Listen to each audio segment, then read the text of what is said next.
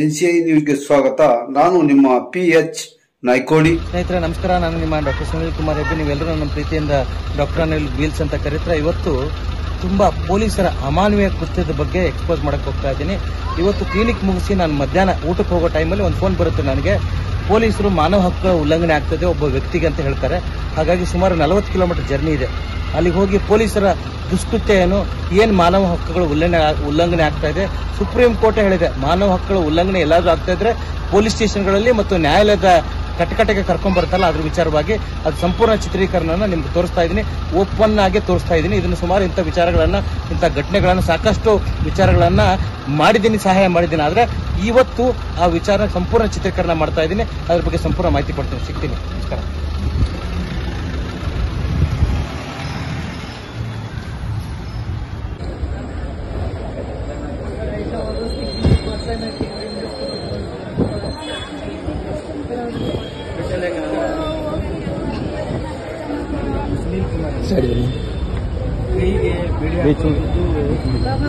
Genius ಅಲ್ವಾ? Genius ಕ್ರೈಮಿಂದ ಹಾಕಬೇಕಾಗಿರೋದು ಯಾಕೋ ತಪ್ಪಲ್ವಾ? ತಪ್ಪ ಹೌದಲ್ವಾ? ಮತ್ತೆ ಬಂದ್ಬಿಟ್ಟಿದ್ದಾರೆ. ಅಲ್ಲಿಂದ ಕರ್ಕೊಂಡು ಮಾಡಬಾರ್ದು. ಇರಲಿಲ್ಲ ಒಬ್ಬರೇ ಯಾವಾಗಲೂ ಕಾನೂನು ಪಾಲಿಸೋರು. ನಿಮಗೂ ಗೊತ್ತಿರುತ್ತೆ ಓಡ್ ಹೋಗ್ತಾರ ಅನ್ನೋದೊಂದು ಇರುತ್ತೆ. ಬಟ್ ಓಡ್ ಹೋಗ್ತಾರಂದ್ರೆ ಹ್ಯೂಮನ್ ರೈಟ್ಸ್ ವೈಲೇಷನ್ಸ್ ಅಲ್ವಾ? ಕಾನೂನು ಪಾಲನೆ ಮಾಡೋರೆ ಕಾನೂನನ್ನು ಉಲ್ಲಂಘನೆ ಮಾಡಿದ್ರೆ ಹೆಂಗ್ರಿ? ಸುಪ್ರೀಂ ಕೋರ್ಟ್ ಏನ್ ಹೇಳ್ತದೆ?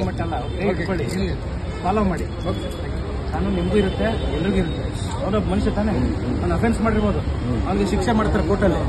ಅದಕ್ಕೆ ಮುಂಚೆ ನೀವು ಶಿಕ್ಷೆ ಮಾಡಬಾರ್ದು ಅಂತ.